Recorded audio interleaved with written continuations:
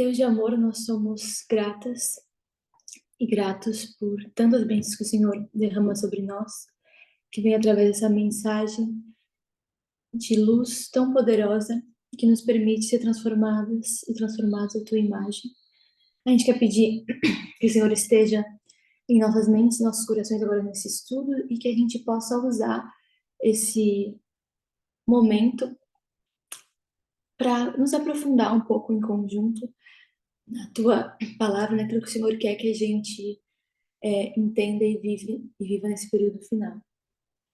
A gente, como o Nilson mencionou, pede também pela Tess, pelo restabelecimento da saúde dela e que ela possa encontrar descanso da mente e do corpo dela, Senhor, e que nós possamos fazer o nosso papel também, com a maravilhosa luz que o Senhor nos trouxe também por meio dela. A gente agradece mais uma vez por isso e por essa oportunidade de fazer a nossa parte, Senhor. Em nome de Jesus. Amém.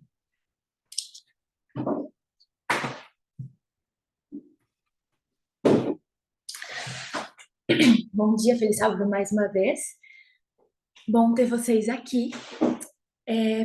Para esse estudo, eu quero que seja realmente que a gente consiga dialogar um pouco, que a gente possa ter uma troca. O tema desse estudo veio mais como inspiração, na verdade, como meu estudo pessoal, a partir de algumas ideias que a Tamina trouxe na escola, né? Estamos todos saindo de um trimestre, que foi um trimestre, né?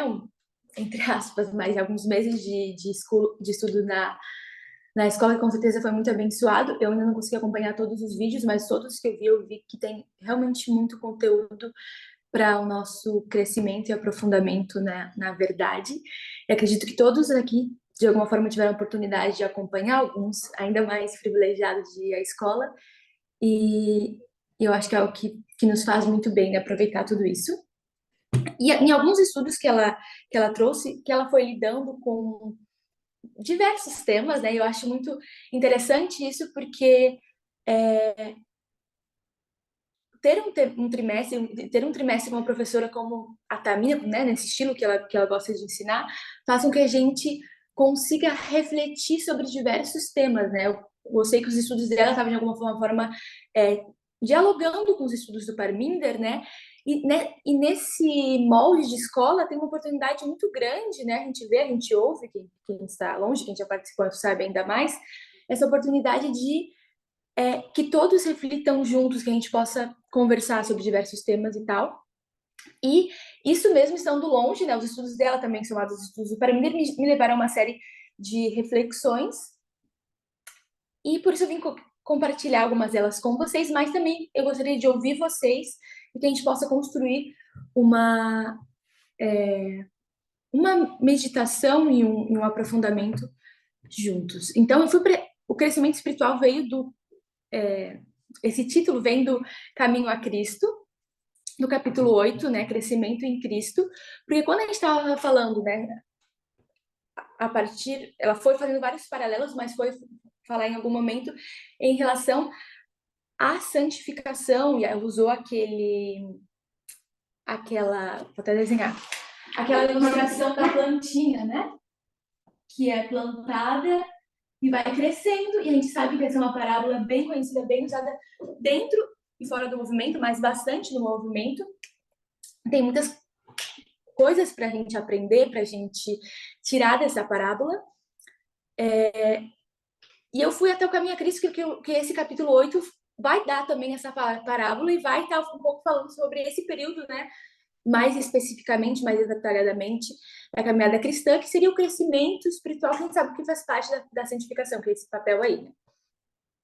Então, basicamente, para vocês entenderem como eu cheguei nesse tema, e aproveitando, né, o gancho de que, de alguma forma, foi algo que a gente tem visto e foi estudado, talvez não exatamente nesses termos, mas na escola foi remetido a esse processo, eu queria que vocês, aqui agora também com seus backgrounds, digamos assim, de vida, me definissem, me falassem o que para vocês é crescimento espiritual, isso significa, pode ser uma palavra, pode ser uma frase, uma ideia. Eu queria ouvir de vocês, não estou procurando uma resposta certa, específica, mas eu quero realmente que a gente possa ter um pouco desse diálogo. O que para vocês é crescimento espiritual?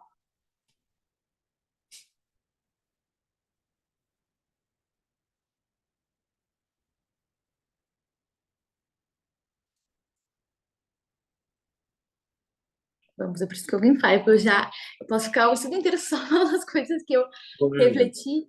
Pode falar, por favor. Quem é Lara, Gabriel para mim, o Nilson? crescimento espiritual é onde a gente recebe uma mensagem, né? Agora nós temos essa mensagem do clamor da meia-noite, e a Uhum, gente cresce junto, né? Tipo a planta, agora você falou, recebe a uhum, semente, né? Você planta ela, ela germina, ela cresce, depois ela tem que dar fruto. Então, para mim, o uhum, crescimento espiritual é essa mensagem que a gente tem, né? E que a gente vai aprofundando nela e cada vez a gente vai tendo mais conhecimento e profundidade daquilo que a gente está estudando. uhum. Então, teria muito bom, Nilson, muito obrigada. Com, digamos, aprofundamento da mensagem, né? Ver também, gosto dessa ideia. Alguém mais tem alguma ideia? Acho que todo mundo aí tem alguma ideia nesse tema, né? Não tem como não. Alguém mais gostaria Lara, Pode falar, por favor, Gabi.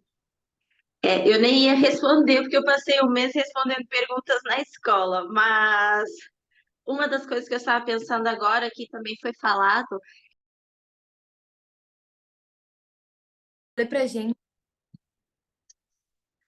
eu vou ler pra gente um, o primeiro é, parágrafo do Caminho a Cristo.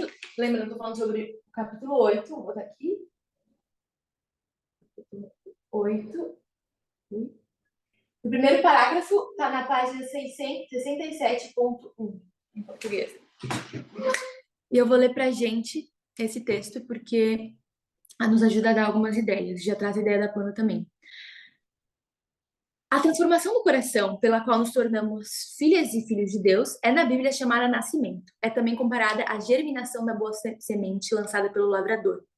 De igual maneira, os que acabam de converter-se a Cristo devem, como meninos novamente nascidos, crescer até a estatura de homens e mulheres em Cristo Jesus.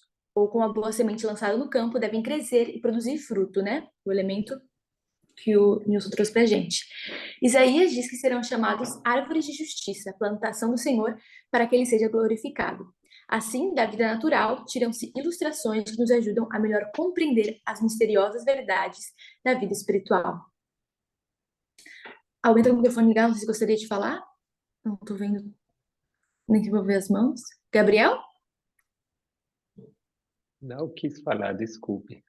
Tudo bem.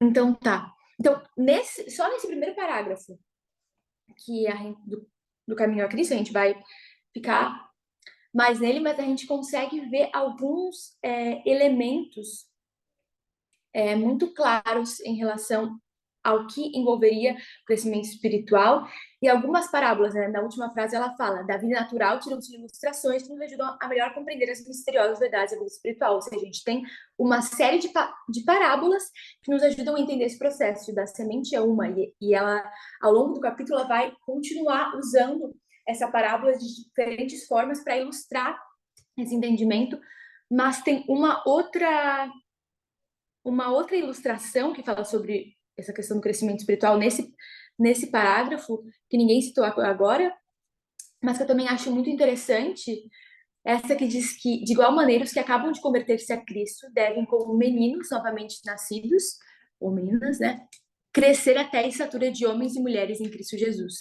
Que é a questão do novo nascimento, mas não só o novo nascimento, mas a questão do crescimento. Então, você tem uma criança, vou colocar aqui, até um recém-nascido, né? Porque acabou de nascer.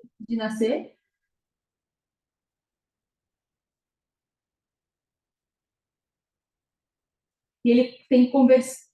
O recém-nascido, ele tem que se converter numa pessoa adulta.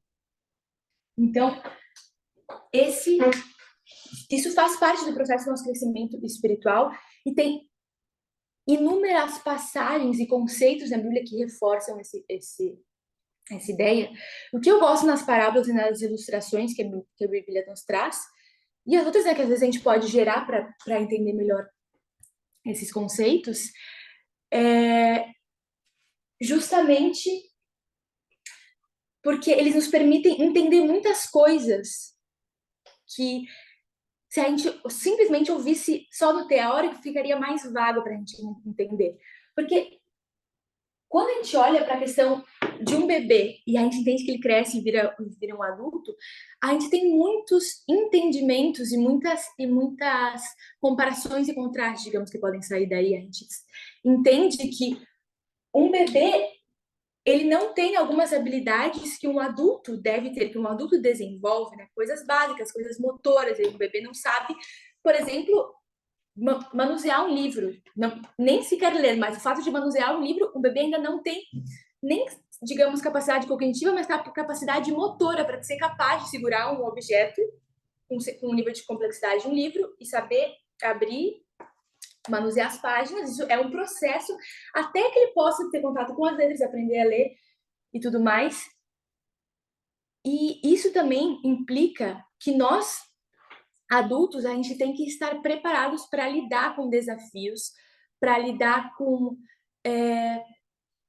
problemas que um bebê, ele não tem tanto a questão motora quanto cognitiva dele pronta para lidar com isso, né? Se a gente for pensar, às vezes uma criança pequena que não quer tomar banho, ela vai chorar, ela vai fazer o maior drama porque ela não quer fazer aquilo, porque ela não tem a parte...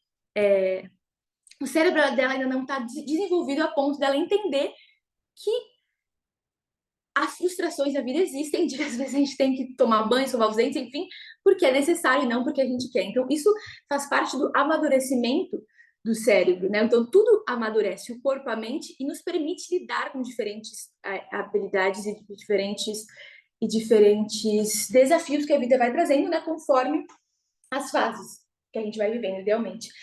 E eu vejo que isso é um conceito muito poderoso e que a gente tem que voltar a ele muitas vezes na nossa vida, porque muitas vezes no movimento e, né, nesse caminho que a gente percorre, nesse caminho estreito, existem desafios e existem coisas que a gente não estava preparado, não estava esperando, frustrações que a gente gostaria que fosse de uma maneira diferente. E infelizmente a gente percebe que não é incomum que alguns de nós queiram agir como crianças recém-nascidas e não saibam lidar com os problemas, não saibam ter uma atitude de pessoas que amadureceram, que se aprofundaram no conhecimento e que entendem que agora, como adultos, eles precisam saber lidar com problemas, né, com alimentos sólidos. Às vezes a gente quer, quando surge um problema, muitas vezes ficar com uma atitude de criança, alguém que precisa ser servido, alguém que precisa ter todas as explicações, alguém que precisa entender tudo. Então, eu acho que essas ilustrações nos ajudam a gente a entender muito dos diferentes desafios que a gente leva nessa caminhada cristã. E voltar a eles e lembrar o que cada um deles pode significar, que tem inúmeros significados. Se a gente for para a planta, por exemplo, vão ter outros, né, uma infinidade de lições a serem tiradas, mas essas lições justamente estão aí, elas são apontadas para nos ensinar e para nos lembrar de coisas relacionadas à vida espiritual. Agora, eu não sei se alguém tem um comentário, mas se não, eu vou ler mais um parágrafo desse texto. E o que eu queria dizer, façam... Às vezes eu não vou ver as mãos, mas se vocês quiserem... Mas se vocês quiserem falar, podem pedir licença, porque nem sempre eu vou ver as mãos.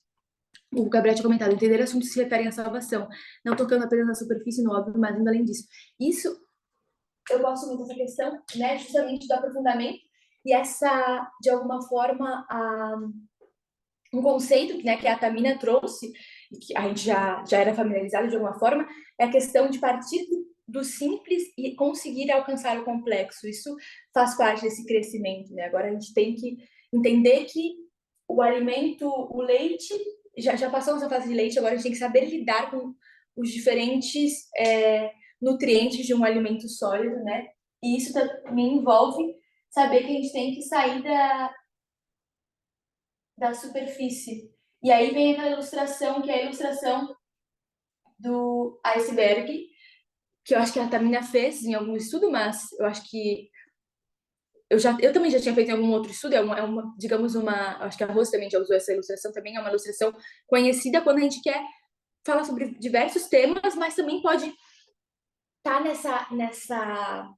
nos ajudar a entender melhor esse conceito, porque o crescimento e o entendimento, ter uma postura mais madura, mais aprofundada, é saber que você vai ter que sair da superfície, você não vai poder abordar simplesmente esses temas que estão na superfície, que são mais fáceis de ver. Você vai ter que aprender a lidar e aprender a identificar esses temas também que estão na profundidade como um todo, não só os que estão mais nessa parte mais acessível, mas a gente vai ter que olhar e lidar com esse iceberg, né, por completo, digamos assim. Eu vou para o meu outro texto que eu queria ler para a gente essa manhã. Tá lá, Caminho a Cristo 70.2.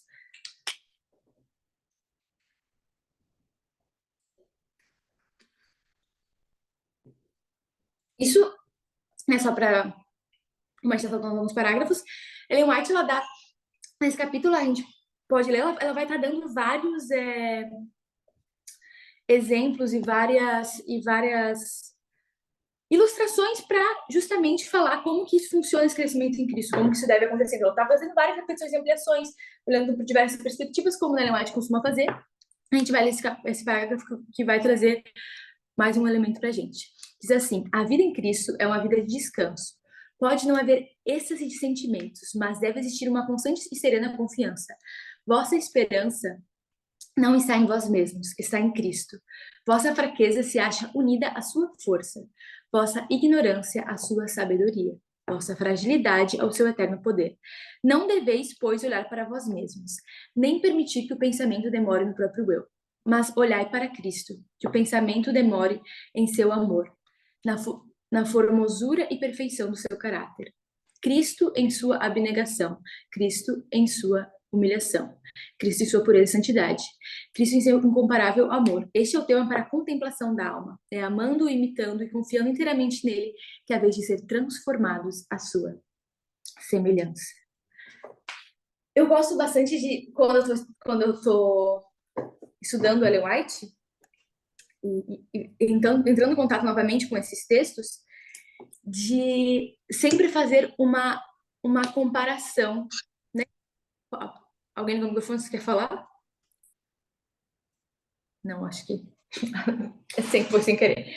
Mas, enfim, de fazer uma comparação e uma lembrança de onde a gente estamos. A gente sabe que estudar com metodologia, a gente tem que colocar o texto dentro do contexto.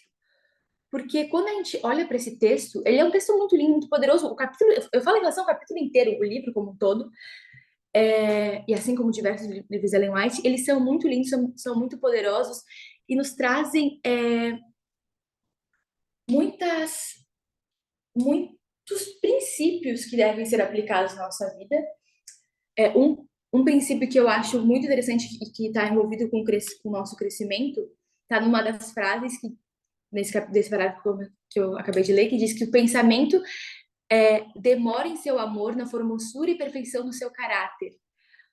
Ou seja, o crescimento envolve que a gente demore o nosso pensamento em Cristo, no seu amor, na formosura e perfeição, no caráter de Deus, basicamente, que a gente demora o nosso pensamento nessas coisas, não só nas coisas fáceis e simples, mas nas coisas complexas, não só ter uma abordagem e um enfrentamento rápido dos assuntos. E se a gente for olhar, hoje em dia, a gente está acostumado com vídeos de 15 segundos, 1 minuto, e se dá para colocar no Voice, a gente ainda coloca, tudo é muito rápido, tudo é muito imediato, né? A gente está na era do imediatismo, e nós temos muita dificuldade de partir para esse conselho, né? E uma exigência para que a gente possa crescer e se tornar homens e mulheres na estrutura de Cristo, é de demorar o pensamento e refletir sobre esses temas, às vezes, difíceis, porque se eu demoro o pensamento, não, é difícil que eu ficar só no superficial, eu vou ter que encontrar temas e me aprofundar em temas e ideias e na imensidão, né, que é o amor de Cristo, o caráter, enfim. Mas uma coisa que eu sempre fico pensando, como eu falei, quando eu vou para esses textos, é que esses textos, eles são muito bem aceitos, de alguma forma, e muito bem digeridos por toda a cristandade. Se você pega esse texto, o capítulo inteiro, e dá para um católico, muito provavelmente ele vai falar amém para tudo. Se você dá para um adventista do sétimo dia na instituição, ele vai falar amém para tudo. Se você dá para um protestante, para um evangélico. Então, qual que é a diferença que precisa haver? E eu vejo que é muito importante a gente lembrar disso, porque esses textos, eles têm muito poder, eles têm muitos conselhos e muitos princípios que são realmente de vida, mas eu vejo uma tendência que pode ainda ocorrer, apesar de onde a gente está, da gente ir para esses textos que são lindos, maravilhosos, que confortam o coração, nos animam, e ficar no superficial, e tirar, e mesmo tem todo o conhecimento que a gente deveria ter para nos aprofundar, e da verdade presente, e da luz, né, que muitos desses cristãos a gente sabe que não tem mais, a gente ainda assim, a gente tira as mesmas lições superficiais e até se a gente for ver, às vezes, as mesmas lições que Ellen White tirava e tinha quando ela escrevia esse livro já não são mais as suficientes para a gente. A gente precisa aplicar esses textos para o nosso contexto, né? E eu até fiquei pensando, se a gente for pensar nessa ideia, né, de pensar, de se demorar o pensamento em Cristo, vamos colocar a ideia de meditar. Demorar o pensamento é meditar no tema, meditar na salvação, meditar, né, na caminhada cristã. Enfim, eu vou colocar aqui, a gente botar a ideia de meditar em Cristo. Uma cruz. A gente vai perceber que a maioria dos cristãos, se não todos, estão muito felizes com essa ideia. E para eles é suficiente meditar em Cristo, então você é transformado, você é salvo, e tá tudo certo. Se você fosse para os anos 1840, 50, como um protestante regular, e falasse que você tem que meditar em Cristo, no seu amor, no seu caráter, estaria perfeito para você. Para você não precisaria acrescentar nem tirar nada. Nossa, que maravilhoso, você é transformado, eu vou permanecer nele. E ela traz várias, né, frases assim, muito alegóricas que enchem o coração e os olhos de qualquer cristão que diz que, né, ama Cristo, que tem essa ideia, né, dessa imagem. Mas Ellen White também fala de maneira bem clara que um cristão protestante dos anos 1840, que ele está rejeitando a mensagem millerita, que ele está lutando contra a mensagem millerita, e ainda assim diz que ama Cristo, simplesmente ele não está unido a Cristo. E ele não está podendo viver essa realidade. Então, mesmo que ele diga, mesmo que ele sinta uma conexão com Cristo, mesmo que, como diz esse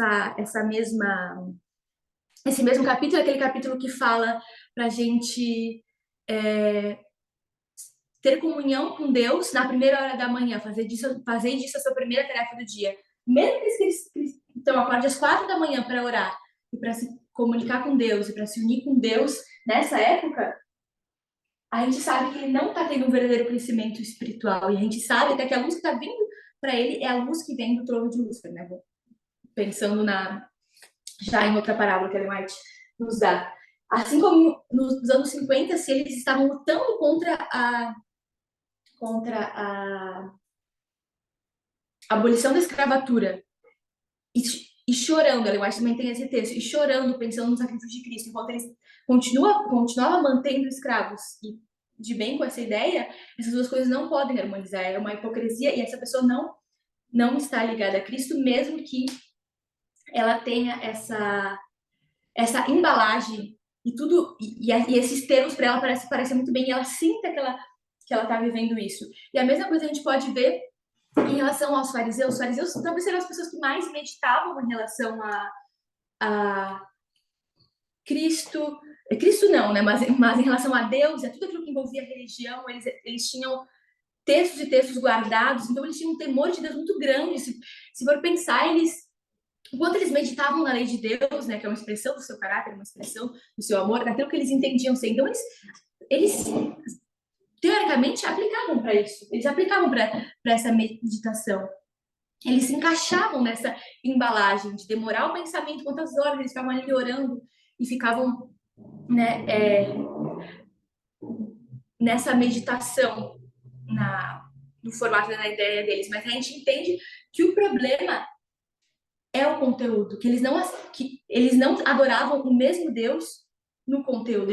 Eles poderiam estar tendo uma forma de adoração, mas o Deus que eles adoravam não era o Deus que estava dando luz naquele período de tempo para o povo de Deus através de Cristo, através dos discípulos. Então a gente percebe que a adoração deles, a meditação deles acaba sendo vazia. E nisso a gente vem para a questão do adventismo hoje. A gente pode colocar essa contraposição. E é bem interessante a gente marcar isso, porque até foi um dos temas trazidos pelo Parminder recentemente.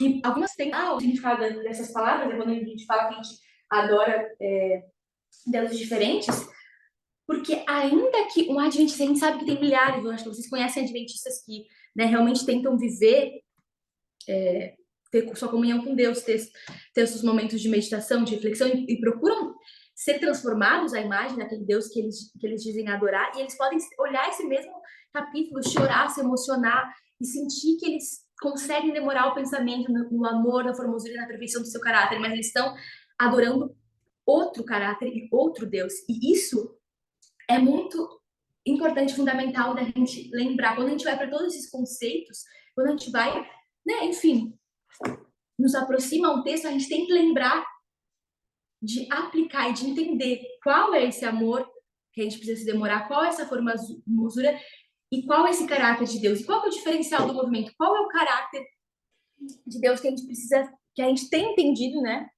Porque a gente tem permanecido ligado à videira, e esse é um dos elementos que Ellen White coloca nesse capítulo. A gente tem que permanecer ligado à videira, permanecer recebendo a mensagem presente, e nós estamos nesse caminho. A gente está tendo uma revelação do caráter de Deus, que é para além daquilo que a igreja tem, para além daquilo que Ellen White tem, como que os protestantes tinham, como Ellen White tem, mas também é para além daquilo que Ellen White tem, e é aplicado para o nosso tempo, e ainda mais formosura, digamos assim, a gente poderia ver desse caráter e desse amor.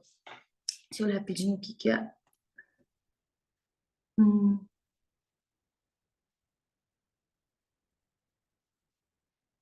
Na faculdade de psicologia, os professores estão bastante descontentes porque têm percebido uma dificuldade entre os acadêmicos, que são um ambiente próprio para estudar sobre a mente, mas mesmo assim há pouca atitude de reflexão geral, tipo ir para casa e pensar sobre as coisas, sabe? Está cada vez mais difícil fazer alguma reflexão sobre algum tema. Muito bom, Carla, muita informação dada. Muito interessante, e justamente isso, a gente tem um bombardeio de diversas informações, e mesmo que a gente saiba que talvez a gente não tem que refletir sobre as mesmas coisas que a igreja adventista tem refletido, né? Que a gente não adora esse mesmo Deus, que a gente não adora o Touro Ápis, porque a gente lembra que um adventista com as melhores intenções pode estar fazendo essa sua comunhão pessoal, se sentindo que ele, sabe, que ele ama meditar, como dizia o Davi, né? Eu amo meditar na sua lei. Davi, eu acho que é uma das pessoas da Bíblia que mais mostra que usava essa faculdade de reflexão, né, da natureza, da história, do poder da grandeza de Deus, e as pessoas podem pegar esses versos e aplicar e falar: nossa, como eu amo a tua lei, como eu amo a Deus. Enquanto isso, elas estão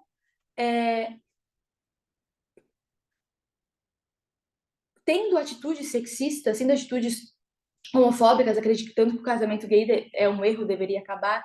Enfim, enquanto elas sentem e entendem que elas estão numa super comunhão com Deus. Então a gente tem que entender que a gente tem essa separação, a gente sabe que a gente não está desse lado, mas a gente também precisa entender quais são os nossos temas de reflexão e usar esses conselhos, já que a gente sabe qual é o verdadeiro caráter de Deus, então usar esses conselhos que são tão preciosos e têm tanto efeito, trazem tanto benefício nos temas de reflexão que realmente necessitam estar, demorar o pensamento que precisa, não o amor geral de Deus que exclui pessoas que se representam através do patriarcado, como na igreja, né? Vendem um amor de Deus que segrega, mas nesse amor que a gente entende que vem através da igualdade, esse caráter que se revela através da igualdade. E isso, por si só, tem muita coisa para refletir. Queria saber se alguém teria um comentário em relação a isso. Até gostaria que alguém comentasse o que você pensa nessa perspectiva do movimento, que seria demorar o pensamento no amor, na formosura e na perfeição do seu caráter. Já falei bastante coisa, mas gostaria que alguém acrescentasse alguma ideia.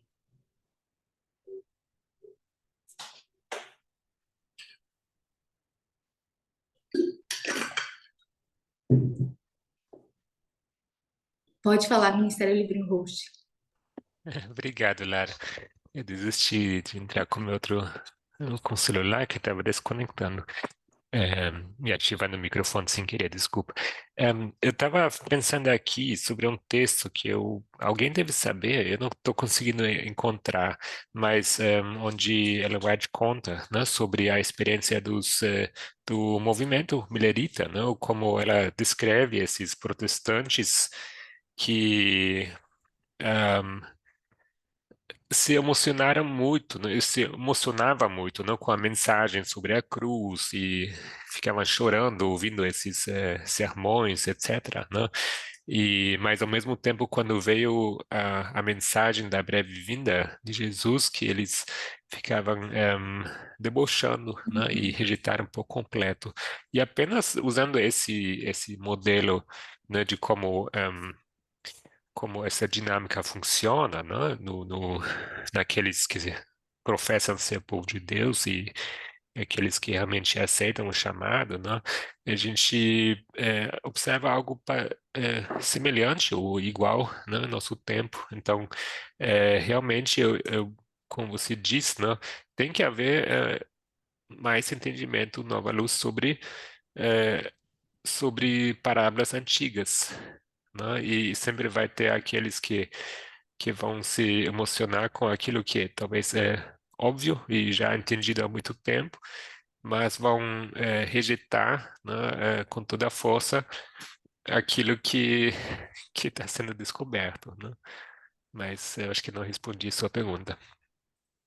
Não, mas muito bom. Muito obrigada por esse comentário. Não sei mais alguém gostaria de fazer, mas é justamente isso que eu vejo. E eu vejo que enquanto essas pessoas se emocionam, se apegam a esses textos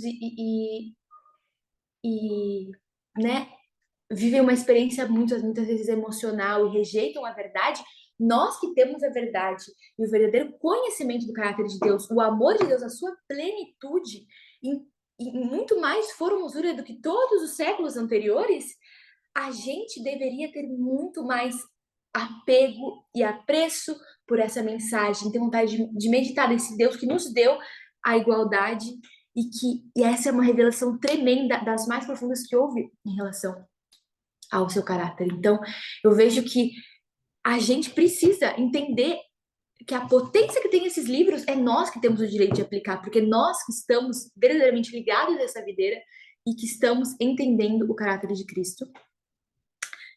E fazendo um paralelo a isso, a esses temas que a gente entende, que a gente precisa, né, refletir, eu estava pensando num estudo do Parminder que ele deu da última Campal, o primeiro estudo dele, e algumas perguntas que ele fez para o grupo, que levou o grupo à reflexão, e que eu achei extremamente necessário. Eu fiquei pensando, na próxima vez que eu vou dar estudo, eu vou pegar essas mesmas perguntas e vou fazer pro grupo, né? Enfim, que a gente estiver estudando, porque eu acho justamente que favorece essa ideia da reflexão, do pensamento demorado. Esses estudos são uma oportunidade para isso, para a gente se demorar nesses temas, para a gente entender a importância, para a gente, sabe, aquilo que a gente dedica tempo se torna uma prioridade para a nossa vida e a gente vai criando os nossos hábitos e moldando a nossa vida conforme aquilo que a gente passa tempo, que a gente reflete, que a gente, né, os pensamentos que a gente alimenta, que geram sentimentos e que vão se refletir nas nossas ações. Então, esse é um processo que precisa ser bem sedimentado entre nós, tanto pessoalmente, a gente tem inúmeros livros para ler, tem acesso a conhecimento de qualidade em relação a isso, mas também aproveitar esses momentos para que a gente possa refletir e ter momentos de reflexão sobre coisas que a gente lê, porque às vezes a gente ouve todo o conteúdo, estudos e às vezes até lê livros e tal, mas a gente fica nessa superfície, acha que é isso e vai viver a vida como se fossem coisas separadas, quando, né, um princípio bem demonstrado tanto na Bíblia quanto em Ellen White, que os princípios têm que ser seguidos na vida, então a gente tem que refletir a ponto de na nossa vida a gente está refletindo sobre, e quando o tema é igualdade, a gente entende que toca todo ser humano em todas as relações, né, e que a gente entende que o sexismo é o primeiro pecado mais antigo, mais fundamental e a primeira forma, né, de opressão, a gente tem muito mais motivo para refletir, para pensar e para, né, como diz Davi, ir caminhando pelo caminho, andando e pensando na lei de Deus, falando sobre igualdade, em todos esses processos. E então eu queria fazer essas perguntinhas agora pra gente pensar um pouco sobre isso. A gente fala sobre sexismo, sobre igualdade e tal, a gente, né, tá aqui há uns 4 anos, falamos 3 anos, 4, falando sobre esse tema e aprofundando e tal, mas esse é um tema nosso grande iceberg, então a gente tem tema suficiente para pensar, para refletir, eu acho que vale muito a pena a gente fazer isso. Então, eu vou propor as perguntas, como eu falei que o Parminder propôs naquele grupo que eu achei interessante, e algumas outras mais, e eu quero, essas eu realmente preciso de respostas de pessoas diferentes, mas uma vez não tem uma resposta certa, uma errada, né, não é para julgar o conhecimento, mas é para que a gente possa ter essa reflexão juntos e juntas. Talvez alguns de vocês lembrem, imagino que a maioria viu o vídeo, não sei se todos vão lembrar, mas quando que ele coloca a situação hipotética, não, mas ele coloca a situação real, mas hipoteticamente, de uma mulher que está num relacionamento com violência doméstica, e ela pergunta, agora eu pergunto para vocês, por que que essa violência está acontecendo nesse relacionamento? Em vários, né? Não é um relacionamento único, a gente sabe que é uma coisa bem presente na nossa sociedade.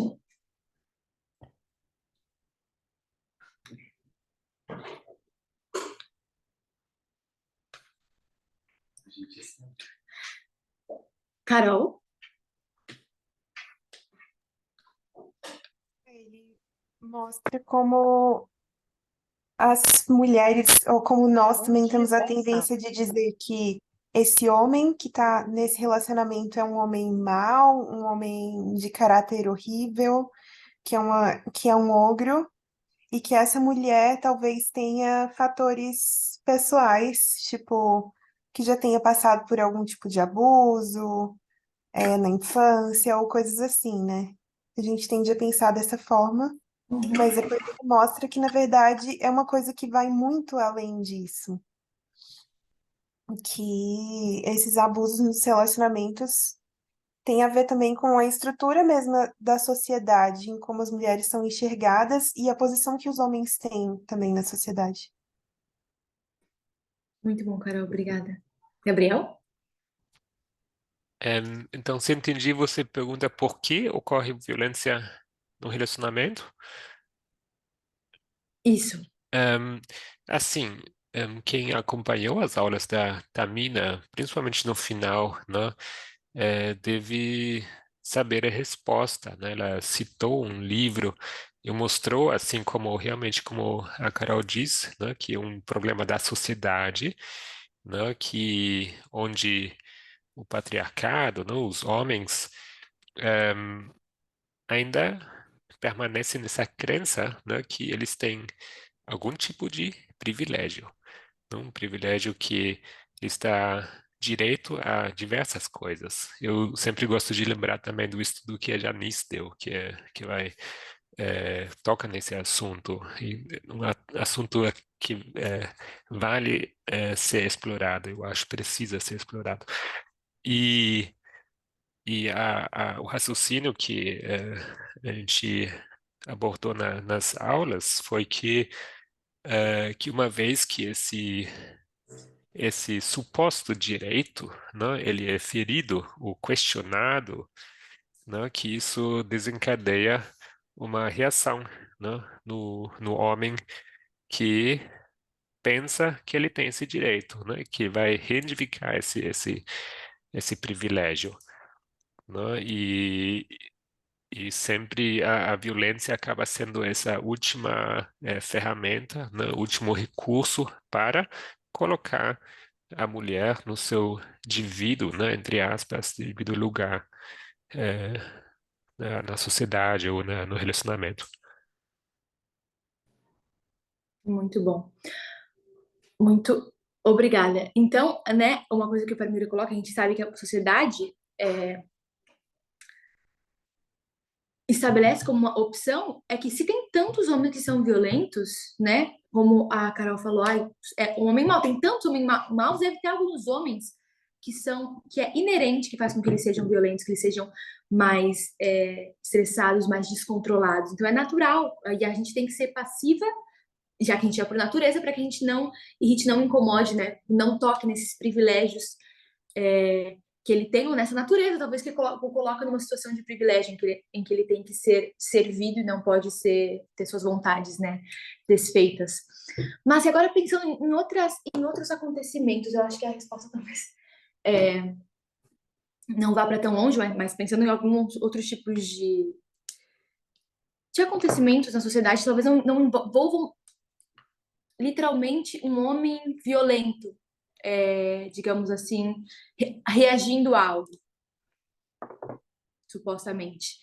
Quando a gente pensa, por exemplo, naquele caso que aconteceu agora recentemente, uma coisa, entre aspas, simples, de aquele, eu não sei bem a história, porque notícias em relação a sexismo, às vezes elas me cansam bastante, então eu vejo mais a manchete, mas daquele não sei se era treinador ou diretor de futebol, que as meninas que ganharam, as mulheres que ganharam o torneio da Espanha, e veio um chefe dela, não sei quem era, o treinador, e deu um selinho numa das jogadoras. Por que ele fez isso? Ela não tinha nenhuma, era um momento de alegria, era um momento... Por que ele fez isso? Gostaria que agora uma outra pessoa respondesse. Por que os homens têm esse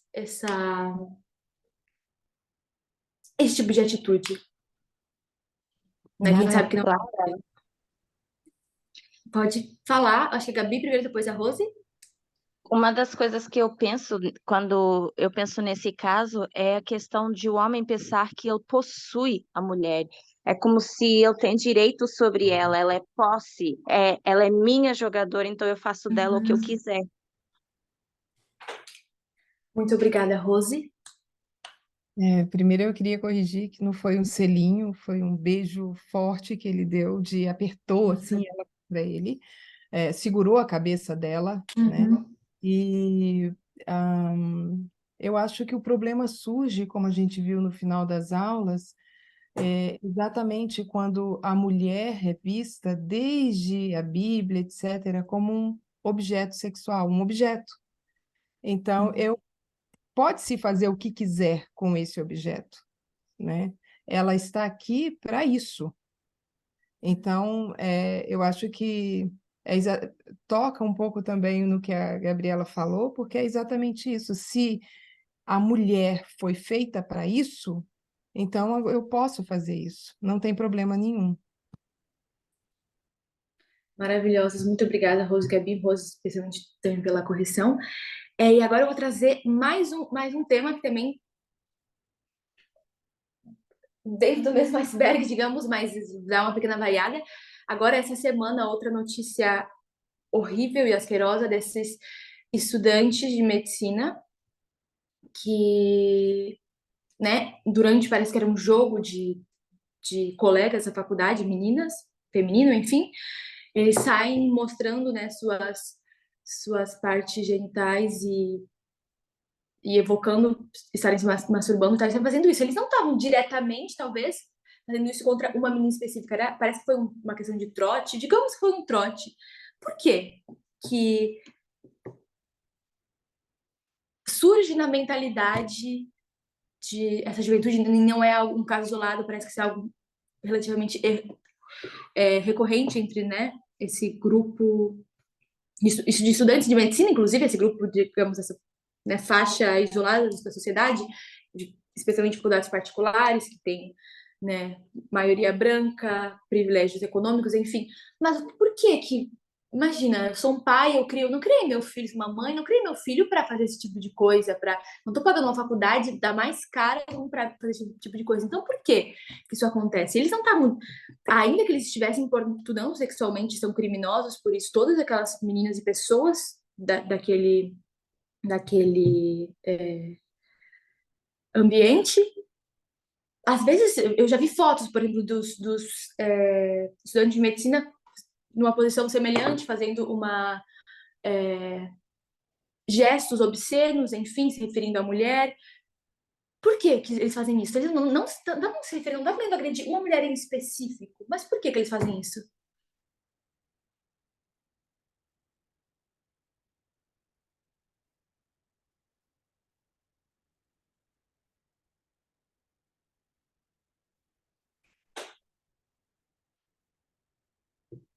Ninguém mais se anima? Oi, Lara. Para Pode falar. dar ela,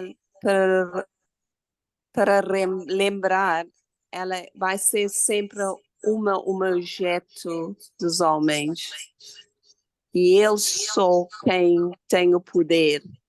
E elas são deformadas.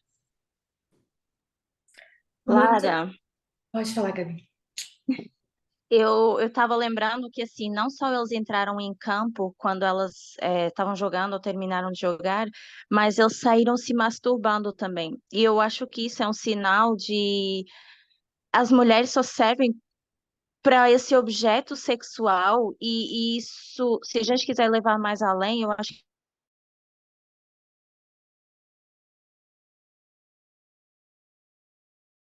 que fala muito para crimes sexuais, não servem para mais nada, não servem para ser boas jogadoras, e eu tenho essa posse de todos os sentidos. Então, você sai se masturbando, assim, um homem sai fazendo isso, eu acho que demonstra muito por esse lado de que as mulheres são não só um objeto de qualquer forma, de posse, mas um objeto sexual.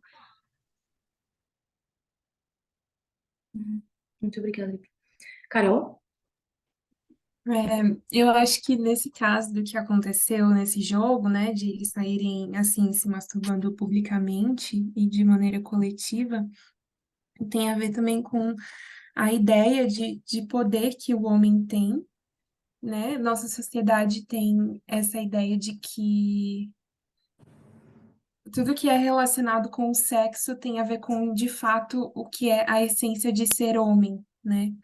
Que é como se o êxtase que eles estavam vivendo ali naquele jogo, né, de demonstrar a força que o homem tem, a masculinidade, tudo relacionado com esse poder de conquista, igual o Toroaps, né, que era aquela coragem, fertilidade, tudo. Tipo, essa é a essência do que é ser homem no seu máximo, e mostra o poder do homem. Aí, como consequência, né, as mulheres com objeto sexual e tudo, mas eu acho que eles estavam tentando mostrar isso, do poder masculino. Muito obrigada, Carol. Muito obrigada a todos.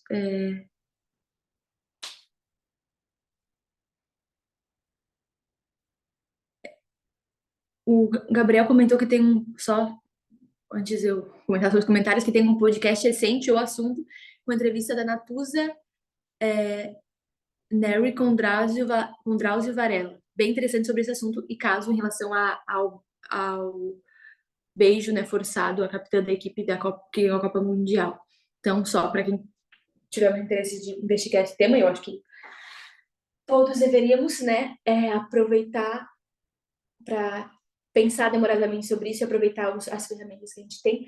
E muito obrigada por todas as respostas, todas foram muito ao cerne do que eu queria trazer. E eu sei que às vezes fica meio cansativo, porque são temas chatos, difíceis, são temas que envolvem violência, e não é agradável ou prazeroso nem ficar sabendo sobre, muito menos refletir.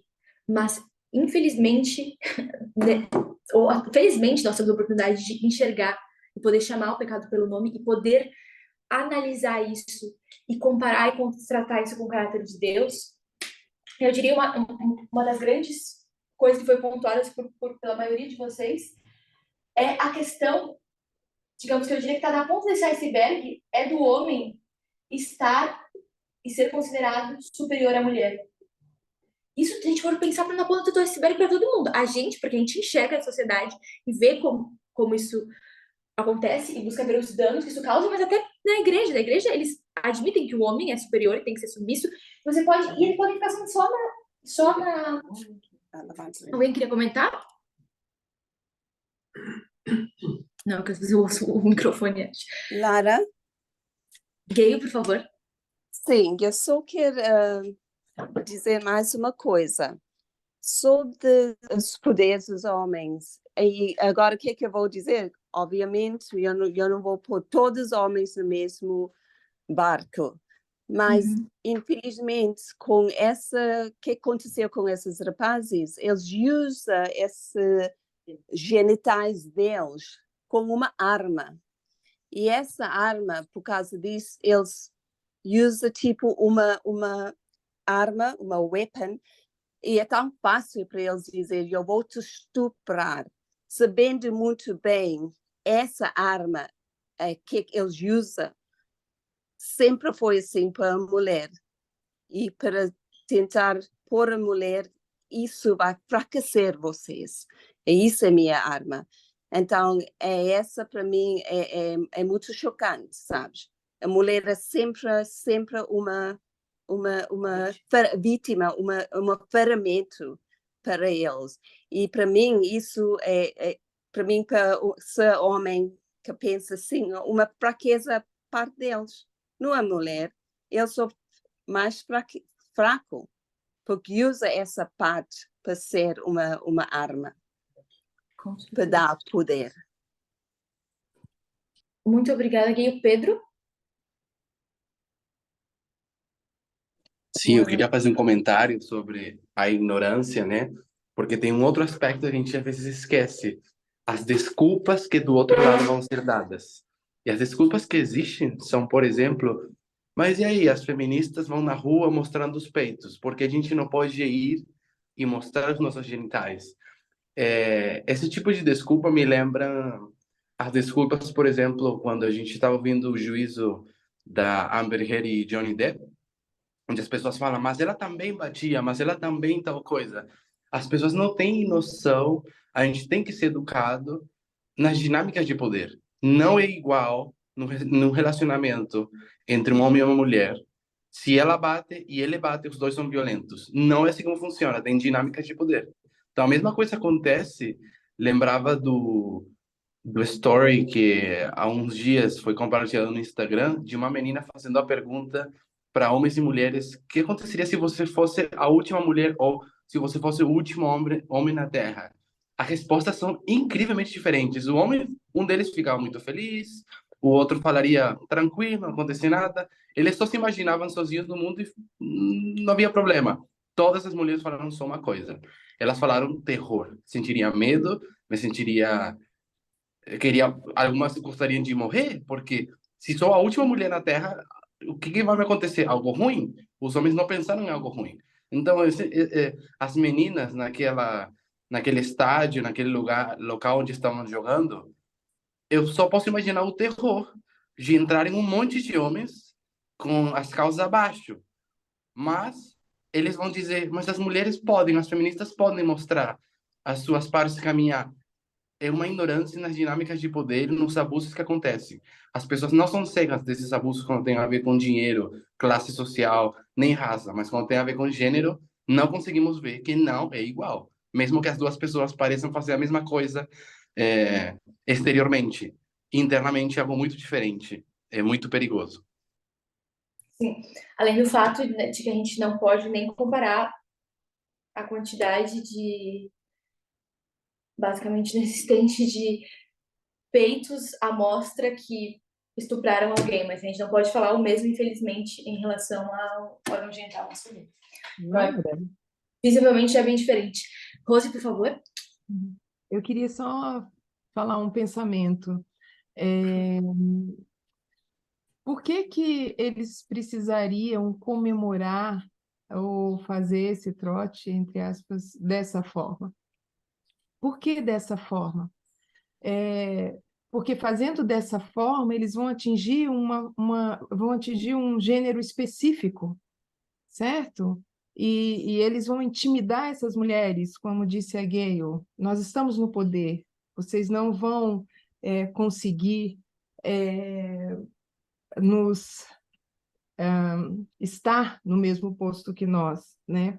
E num desses vídeos, a gente vê que os alunos entram com suas genitálias de fora, mas eles também, os que estão na plateia, aqueles que estão ali, eles também simulam fazer a mesma coisa, ou seja, quando eles veem esses estudantes fazendo isso, eles simulam a mesma coisa. Então, o que que a gente imagina? Essas mulheres estão sendo coagidas, elas estão ali no meio de um perigo eminente, né?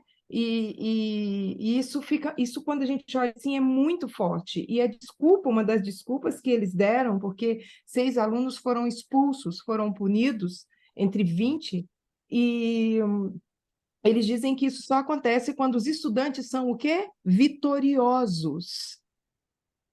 Quando eles são vitoriosos, mas eles não estavam julgando, eles não... Entende? E mesmo assim, a resposta que é dada tem a ver com o que você desenhou aí. O homem acima da mulher, o homem no poder, no domínio. Muito obrigada, Rose. E o comentário de todos. Assim, essa é a grande questão, entendeu? Quando alguém fala, o falo foi colocado como um instrumento, como ferramenta, uma arma de poder. Então, o homem, ele já é superior porque ele possui o poder mais diretamente da penetração, mas isso os coloca numa esfera superior da sociedade e eles têm basicamente poder sobre tudo e nós. E é interessante a gente sempre fazer esse contraponto. Eles como figuras de poder e nós como objeto. Ou seja, a grande maior parte da violência que eles exercem, das mínimas às maiores, elas vão direcionadas a gente, porque nós somos objeto. E nós, como objeto, tem uma série de violências, às vezes que nem envolvem diretamente os homens, violências estéticas, mas que estão aí para nos alimentar e nos manter nessa posição de objetos, que além de sermos objetos, a gente precisa estar numa posição agradável aos olhos dos poderosos para que a gente seja escolhida, para que a gente seja apreciada, para que a gente tenha valor.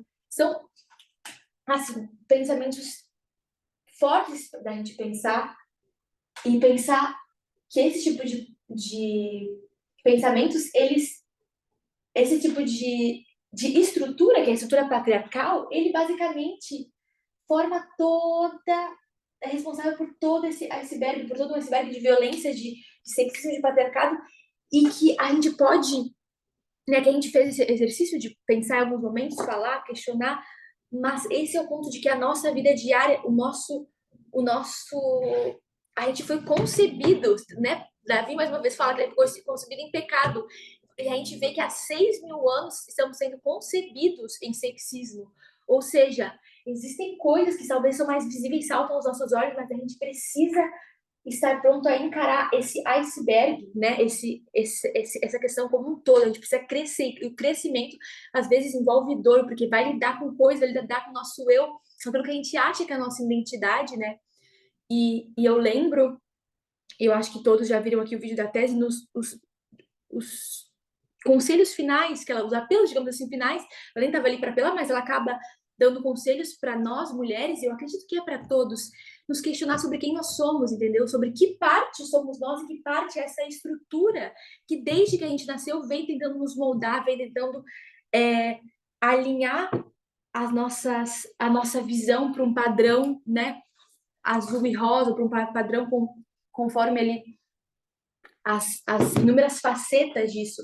Ou seja, é um processo que envolve autoconhecimento, que realmente envolve essa aprofundação, essa meditação profunda. Não é um processo fácil de um dia, de uma semana, de 4 anos. É um processo de uma vida inteira, né? Como é a santificação.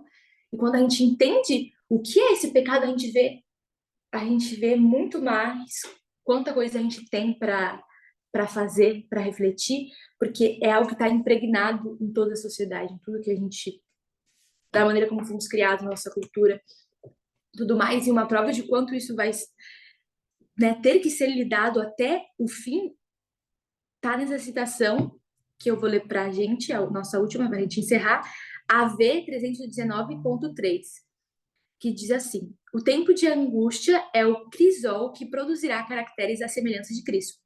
Já estamos no tempo de angústia, então fechou já a porta da graça. Designa-se a levar o povo de Deus a renunciar a Satanás e suas tentações. O último conflito revelar-lhes a Satanás em seu verdadeiro caráter, o de um tirano cruel, e fará por eles o que coisa algumas poderia realizar, erradicá-lo das afeições dele. Pois amar e nutrir o pecado, ou seja, amar e nutrir o sexismo, é amar e nutrir o seu autor, aquele inimigo mortal de Cristo. Quando eles desculpam o pecado e se apegam à perversidade de caráter, poderíamos dizer o sexismo, dão a Satanás um lugar em suas afeições e rendem-lhe homenagem. Ou seja, esse é um processo tão longo e duradouro que a gente vai estar no tempo de angústia, percebendo. A gente acha tudo isso que a gente falou de horrível, maligno, nos dá repulsa, mas essa visão ainda vai se aprofundar e precisa ser aprofundada. A gente não pode amar e nutrir o sexismo nas mínimas coisas da nossa vida, e esse é um trabalho diário. Lendo agora só uma frase do Grande Conflito, que ela também está falando sobre o mesmo tempo de angústia, que diz que o tempo de graça é concedido a todos a fim de se prepararem para aquela ocasião. A gente sabe que a gente está às portas do decreto dominical. Muito em breve, o próximo marco do fechamento da porta da graça começa o tempo de angústia, então a gente não sabe exatamente quanto, mas a gente sabe que não é muito tempo que nos resta de graça. Mas esse é o tempo para nos prepararmos para aquela ocasião. Eu acho que o caminho está bem claro, e tudo que a gente lê, tudo que a gente refletir, que a gente leva essa reflexão para esse grande pecado que precisa ser vencido e que pela graça de Deus será vencido na nossa geração. E que é uma escolha individual de cada um de nós fazer parte desse crescimento e desse exército que está buscando representar o caráter de Deus e repudiar o pecado, repudiar o sexismo como representantes da igualdade. Então é isso, vamos encerrar com uma oração. Não sei se alguém teria um último comentário, se eu leio.